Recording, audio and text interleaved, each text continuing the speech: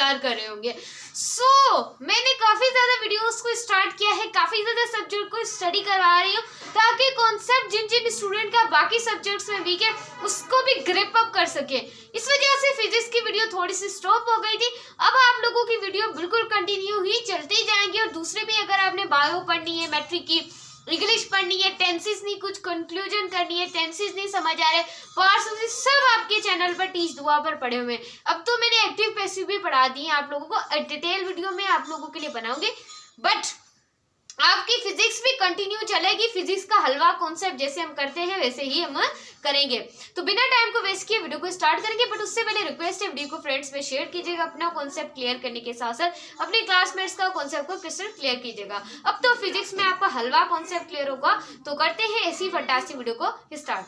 आज का जो हमारा टॉपिक है, जैसे कि हमने series combination of the capacitor को और series combination of the resistor को स्टडी किया था।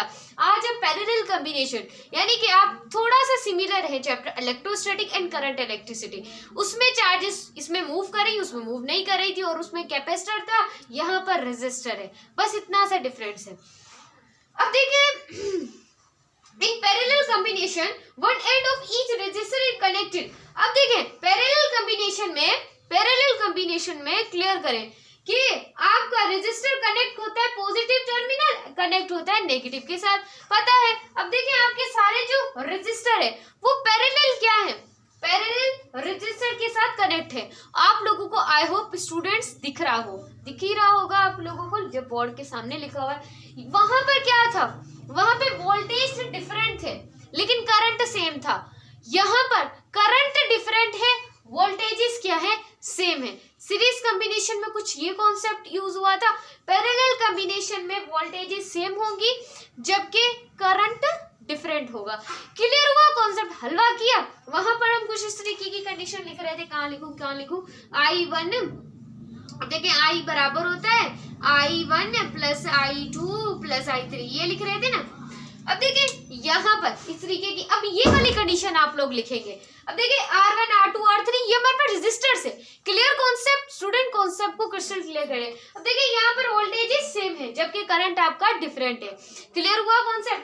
ये आप लोगों का V जो है इसके बराबर रख देंगे आप। कॉन्सेप्ट हलवा ही है आप लोगों का जब भी टीच दुआ की वीडियो देख रहे हैं। Total current in a circuit equal. अब टोटल करंट जो है, टोटल करंट जो सर्किट का होता है वो बराबर हो जाता है सम ऑफ करंट थ्रू रेजिस्टर, कि जितना उस सम निकला है किसका, रेजिस्टर का। क्लियर। अब देखिए I बराबर है I1 plus I2 plus I3 according to Ohm's law V is equal to IR।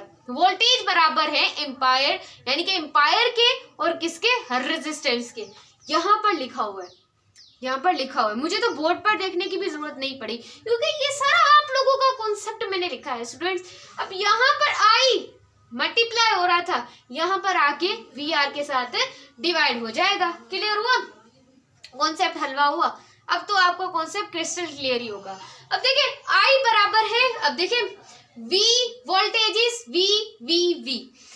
अब देखिए V क्यों लिखा, V1 V2, क्योंकि आपके V1 V2 V3 बराबर है, जैसे कि यहाँ पर ये I के बराबर थे, यहाँ पर ये किसके बराबर है, V के बराबर है। सो हमने V लिख के R1 register, R2 register and R3 का रजिस्टर हो गया। अब यहाँ पर V कॉमन आ रहा है, V यहाँ पर क्या आ रहा है, कॉमन आ रहा है। सो हम कैसे लिखेंगे, V ले लिया कॉमन, हम लिखेंगे R12 plus 1 R2 plus 1 R3। Clear, concept clear हुआ। जब भी कॉमन आता है ब्रेकिंग मिडल टर्म में, भाई कॉमन देखो, फिर ब्रेकिंग मिडल टर्म मैथ में पढ़ते हैं आप, we can replace the combination of resistor.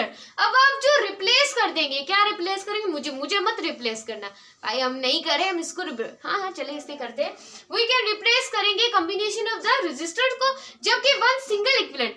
अब जो रिप्लेस कर दो, उस रेजिस्टर को ही रिप्लेस करो, उसकी जगह रेजिस्टर का इक्विवेलेंट लगा दो। अब देखें V बराबर है R इक्विवेलेंट के, V लिया, कॉमन ले लिए, ये सब, ये तो कॉन्सेप्ट हलवा था मैम, आपने तो हलवा करवा दिया, ये स्पून से पकड़ के उसे खा लो। अब देखें V अब देखें यहाँ पर ये मल्टीप्लाई था, यहाँ पर आके डिवाइड हो गया। सो V से V क्या हो जाएगा, कैंसिल आउट हो जाएगा, बाकी बचेगा R इक्विवेलेंट, ये बराबर है इसके।